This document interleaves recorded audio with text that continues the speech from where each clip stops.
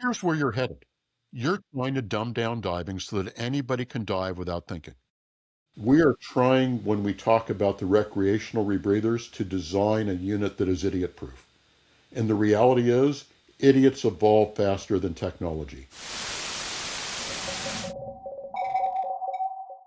Hey everybody, Joe here. I'm here actually with Jeff Bozanic. Now hey Jeff, we've done some podcasts in the past, but just for everyone to know, Jeff is a scientist. He wrote the book Mastering Rebreathers. You've been diving rebreathers, what, 35 years? A little bit longer than that, but about thereabouts. Almost 3,000 hours on a CCR. You wrote or helped edit the book. It's right there, the NOAA Diving Manual, correct? I was the lead technical editor for the last 2 editions of that. Okay, so thank you. Thank you for making my NOAA Dive Manual. And you got an award from the American Academy of Underwater Sciences. What was that award again? The Conrad Limbaugh Memorial Award for Scientific Diving Leadership, which they give out every 2 years. It's essentially a lifetime achievement award for improving scientific diving safety. And you've been tech diving. You're a tech diving instructor. You've done expeditions diving on your CCR in Antarctica. Tell us a little bit about that before we get started into the episode. Well, that was actually part of a National Science Foundation grant. John Heine was the PI on it, the principal investigator. I was brought along as the lead technical person. We evaluated 7 different rebreathers down there. We did about between 125 and 150 dives. I don't remember the exact number. Basically looked to see how well they worked, where they didn't work, what kind of challenges we had dealing in water temperatures of 28 degrees Fahrenheit and air temperatures of up to minus 40 degrees Fahrenheit. Water temperatures below freezing. Well, the saltwater freezes at 28.6, which is right where we were at. So, no, it's not below freezing technically. It's below the freezing temperature of fresh water because of the salinity of the water. So that's a little cold. It So was nippy. when we talk about CCRs and rebreathers, you're also a technical diving instructor. So the question I have, and the question I've heard people, and this has been battered back and forth, is CCR diving, rebreather diving, closed circuit rebreather diving, by definition, is it technical diving? Or is there a proviso or something that adds to that? You know, in my opinion, equipment does not make a particular activity technical on face value. So, unless you want to say that all equipment is technical, which may well be the frame of reference from which you're coming, but just because you're diving a rebreather, in my opinion, doesn't mean that it's a technical dive. Typically, technical diving is defined by what you're allowed to do in the environment that you're in. And typically, in my definition, it involves anything that prohibits direct access to the surface. Whether you're in a cave, whether you're under ice, whether you're decompressing and you've got a decompression ceiling, something that requires additional safety gear to be able to allow you to safely get returned back to the surface should you have some type of equipment failure. Okay, so let's go back to basics, your basic open water diving course. And one of the things that instructors teach is, depending on what the agency calls it, a controlled emergency swimming ascent, where you have a complete gas failure, you're at 0 PSI or bar, and your buddy is too far away to share air, and you are 60 feet down, that you can do as long as you're neutrally buoyant, you can do a free ascent to the surface, exhaling along the way. What's the analog to that in CCR diving? Because there's a bunch of things in a CCR. There's CO2 issues, there's low oxygen issues, there's high oxygen issues. What's the difference? Because you do have to bail out to a different system, your open circuit system, to get up. So explain that and why that's still, you think that doesn't count as technical diving. Well, first of all, let me state that you don't have to bail out to an open circuit system. Okay. You've got the same ability to do a controlled emergency swimming ascent with a rebreather that you have with open circuit gear. Okay. I recommend, and in fact, I mandate that all of my students carry an open circuit bailout because I believe it's safer. But the reality is that if you wanted to dive in a position that had an equal level of response that you'd have to open circuit diving normally, there's nothing to stop you from doing an emergency swimming ascent. That would be the analogous to bailing out on your own system. So with a rebreather, the analogy or the analogous situation to that is carrying a small open circuit cylinder with a regulator on it that you can either use for yourself by picking up and putting it in your mouth, or by giving it to your partner, whether that partner is breathing closed circuit like you are, or an open circuit rig. Everybody has a backup bailout system that way. So let's talk about, okay, so that's, and I remember a few years back, and I'm not sure what this the status is now of this thinking, that they were saying we're going to have the rec CCRs and the tech CCRs. Is it unit specific, or is it more mindset and what kind of diving you're doing? Well, those were designed to be unit specific, and the idea was that putting together a rebreather was considered to be a significantly complex task, and that the recreational rebreathers would do that for you. In other words, it would, once you put it together, it would go through the testing of the system and determine if you actually assembled it properly and that it was ready to go. But in a way, we are dumbing down what diving is compared to what it is for open circuit even. When we talk about the recreational rebreathers and the technical rebreathers. When I started scuba diving, you had a regulator, you put it on a tank, the tank went in the backpack, and nobody checked it. I mean, you checked it yourself, your buddy looked you over to make sure it was okay, but we didn't expect it to automatically test itself. We're using a higher standard of care with rebreathers when we talk about recreational versus technical rebreathers in a manner that is not at all analogous to open circuit diving, because there's no open circuit gear that tests itself to make sure that it's okay.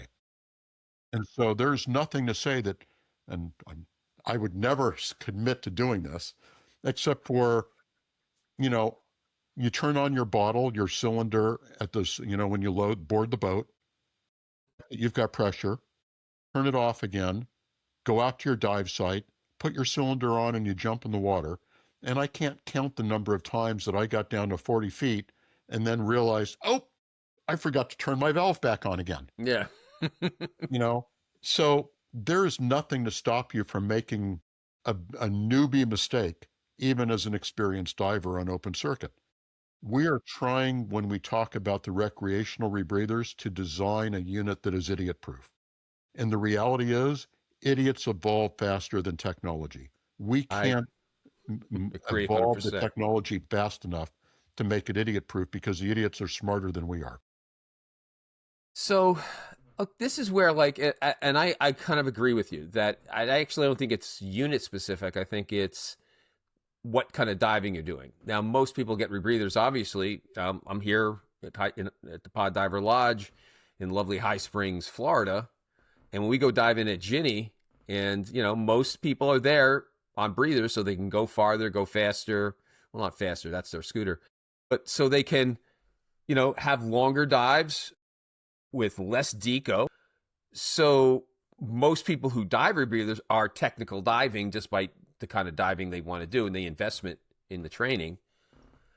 But one thing I always thought about rebreathers as opposed to open circuit diving is I do kind of a checklist, a mental checklist when I'm open circuit diving. We've been doing it enough times. Do you check your thing? But when I dive my breather, I go through a written checklist and I'm doing it 3 times. I'm doing it the night before when I build it, right? I'm doing it, when I'm at the site, and then I do my really quick ABC checklist right before I go underwater. And that's kind of necessary. You're the rebreather instructor, so tell me, is that mindset necessary? But that's starting to get that technical mindset, even though you're not technical diving. Let me ask you a question. In fact, let me state something first. I taught my son when he was 12 years old to dive rebreather. Okay. So I've got a 12-year-old kid. First of all, I wouldn't have done that if I felt that rebreathers were inherently unsafe or inherently technical. But I taught him to dive rebreathers. And you know what his response was to me? Dad, this is just like putting together a Lego kit. Okay. Lego kit has a checklist. Lego kit has a parts list. They've got to follow the parts list. They've got to follow a sequence of tasks in order to get the Lego put together properly. And in his mind as a child, he drew the analogy to saying, this is exactly what I do when I play with my Legos. So is the fact that we're following a checklist make something technical by definition? I don't think so. Okay. I have to follow a checklist to use my damn coffee machine because I can't figure out how to push which button to press. Okay. So I just, on my microwave, I just hit 30 seconds, 30 seconds, 30 seconds, 30 seconds. Yeah, so I know what you mean. You don't use defrost and the meat versus the vegetable. 30 seconds, 30 seconds, 30 seconds. So I rest my case. There are. And I'm an engineer. Go figure. It's like. Our standard kitchen appliances are more difficult to use than a rebreather. Okay. The rebreather is just a tool, and a tool allows us to do certain types of things. Scuba diving is a tool. Snorkel is a tool. And we can do different types of dives with the different types of tools, but none of those things make it a technical activity by virtue of the tool that we're using. Now, the question is, the idea is you want to make diving, we love the technical diving, we love the extreme stuff because that's our passion. But for a lot of people, diving is like, oh, I want to go do it on vacation. So they've kind of made it soft enough and they've made the classes easy enough and they've made the equipment safe enough that, people don't have to be so, oh, I want to put the Lego kit together. Because a lot of people don't want to put a Lego kit together. They just want to buy the thing already built. So here's where you're headed. You're trying to dumb down diving so that anybody can dive without thinking. But you know what? I started diving in 1972. When I went on a vacation, I used dive gear I had to put together. I used dive gear that failed sometimes. I didn't have a BC when I started diving. They hadn't been invented yet. I didn't have a submersible pressure gauge when I started diving. We didn't have those either. Did that stop me from diving? Did that stop everybody else from diving? No. They just learned to use the tools that they had in the way that they wanted to use them. And did people get hurt? Sure they did. People get hurt driving. People get hurt riding their bicycles. People get hurt walking down a set of steps. We can't protect everybody from everything. And the fact that some people want to make vacations easy and dive easy, that's great. But there are a whole nother group of people that want to get something done. Let me take photographers, for example. A photographer wants to go and get pictures of animals and animal behaviors. They go on vacation to get pictures of different types of things that they can see at home. A rebreather would allow them to get better photographs. So the argument is that a better tool for them? Possibly. These guys may spend 20 grand on a decent camera system and think nothing of it. Rebreathers cost half that. You can do things with the rebreather to get photographs and images that you can't get even with a $40,000 camera system if your bubbles on your scuba tank scare the fish away before you ever get close enough to see them. So you need to match your tools to be able to achieve what your objectives are. And for a lot of photography, a scuba tank is fine. Bubbles don't make a difference. But if you start wanting to get other types of images, for example, whales underwater, you just can't do that on a scuba tank. You could do it free diving, but then you're holding your breath and you're not able to set up your images the way you want, perhaps. And so in addition to your camera gear, you may need to change your life support equipment to be able to achieve the objectives you want with capturing the imagery. Is that a technical activity? They're diving in 20 feet of water, maybe. It's no more technical than diving open circuit in 20 feet of water. It's a recreational dive, but they want to use a different tool to be able to achieve a different objective. Let me give you another example. You ever been on vacation? A diver vacation? Yeah. Well, how long did you go for? Give me an example of what a typical vacation is like. Kind of think like dive vacation. Well, I would drive down the cave country for a week. That doesn't typically. count. That's a technical activity. Pick a Like, typical recreational diving vacation. What would um, you do? well, with my first wife, we would go down to the, like USVI and like just do like, some boat dives and some beach dives and things like that. Yeah. Great. And how long would you go for? Typically a week. Typically a week, and that's a standard vacation. And how many dives do you typically do in that week Well, or she per thought I day? was crazy because I would do like the morning 2 dives, and I would do the afternoon dive. They had a night dive. I'd do that dive. Okay, Uh, so you're a zealot. We can get that. You're a diving maniac. Okay. And you ended up having to worry about nitrogen loading and where you were on the tables and all that kind of stuff because yeah, you were and trying to do lots of dives. yeah, A rebreather, you can set it up so that you've got less nitrogen yeah, without a doubt. Yep. and you Hmm. get more bottom time. I've gone on with my rebreather on standard recreational vacations, leading a group of people diving open circuit, and I do exactly the same dives that they do. But the difference is that I get in twice the amount of bottom time because I can be doing part of my surface interval underwater. So now I get twice the amount of dive time that they have for the same price that I paid for the vacation. And then as a bonus, you're always told what? The last day before you fly home, what are you told not to do? That's the day you do all the beach stuff.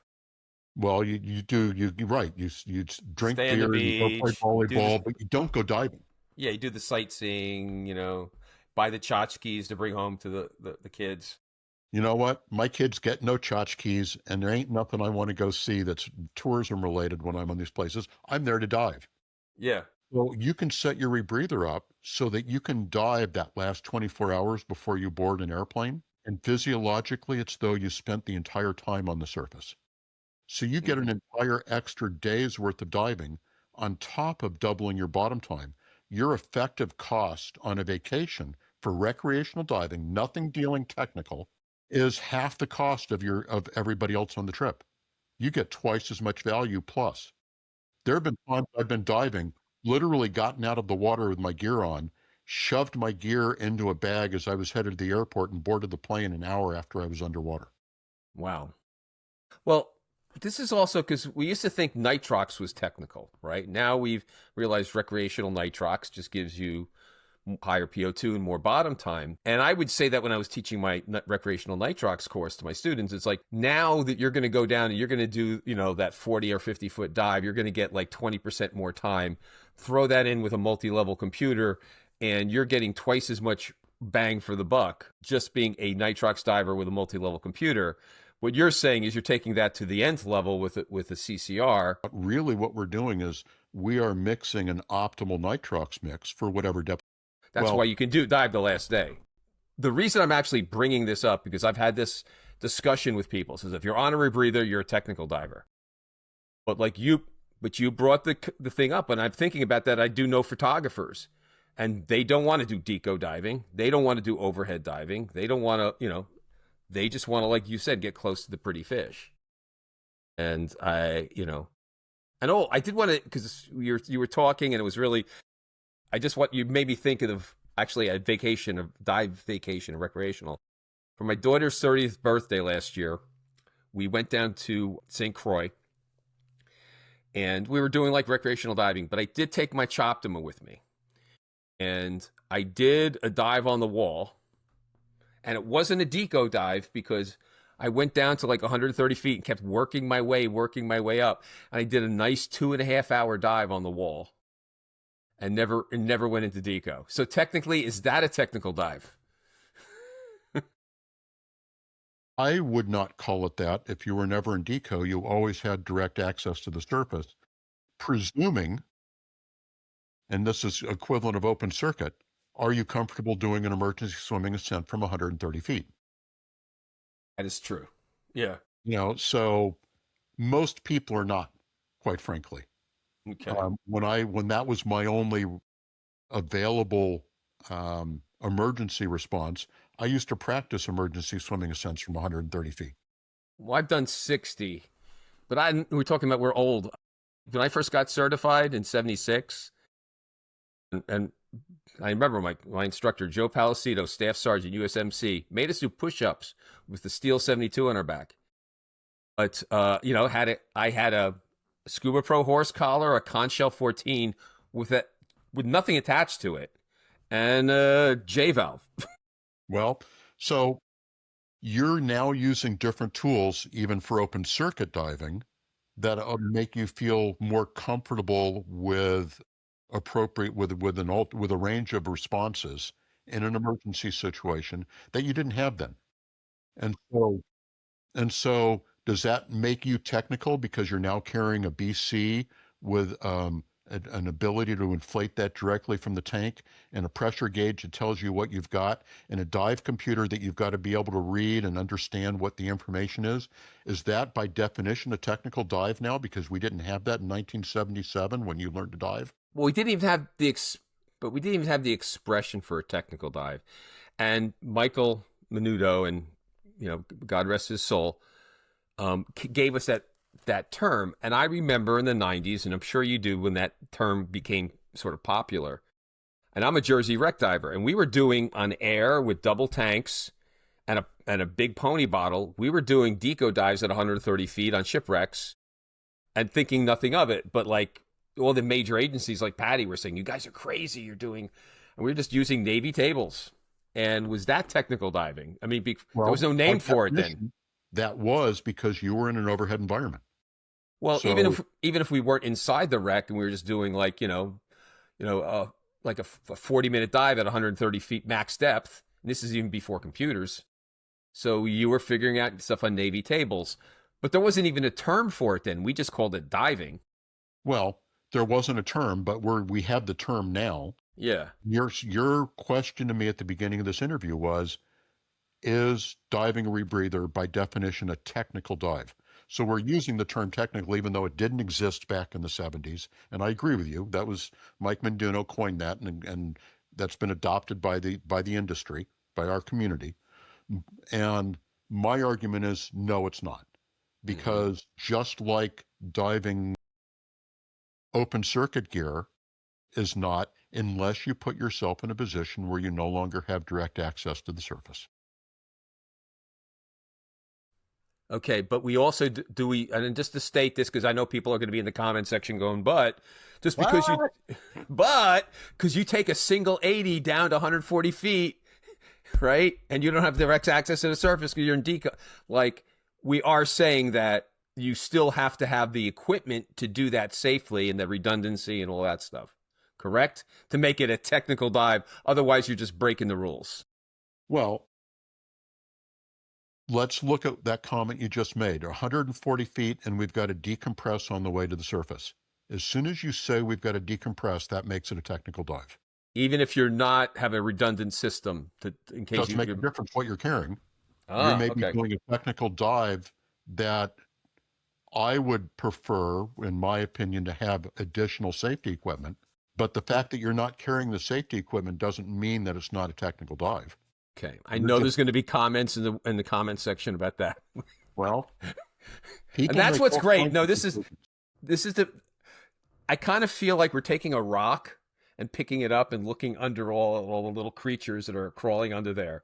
But that's good, because I really think that conversation is really good for our sport, and I want to thank you so much, Jeff, for sharing your perspectives, and I want to say expert perspectives, because everyone can have a perspective, like everyone can have an opinion, just like everyone can have a belly button. That was a kind way of putting that. Well, I don't want to get demonetized on YouTube, so I try to keep this, totally PG. In my opinion, to summarize, I'm thank you for having me speak. And yes, some people are going to say that it's the equipment that makes this technical, because rebreathers are really complex. And I'm going to come back to my 12-year-old son saying, Dad, this is a Lego kit. And maybe a Lego kit's not life support equipment, but if you've got the mental capacity to put that together properly, then you've got the mental capacity to dive a rebreather adequately and safely. And yes, training is an important part of this. we can't not have people dive rebreathers without proper training. But it's not the training that makes it technical either. We've got an equal amount of training with open circuit that people have to be able to dive open circuit safely. You miss the training and people die and people get hurt. And there's no difference between open circuit, closed circuit, or quite frankly, snorkeling for that matter. No, I would say free diving is, I mean, now they have, I don't know, I'm not going to even get into that what is technical free diving, but that's a whole nother story. Well, listen, I'm going to put your information in the links below in the description so people can get information about you, about your expeditions and things, and where they can purchase your book, obviously. So I appreciate that. And once again, thanks for spending some time. How's the weather out there in sunny California? Raining, not like exactly like it is in High Springs right now. Exactly like it is in High Springs, Cave Country, Florida. So anyway, Jeff, thank you so much. I appreciate it.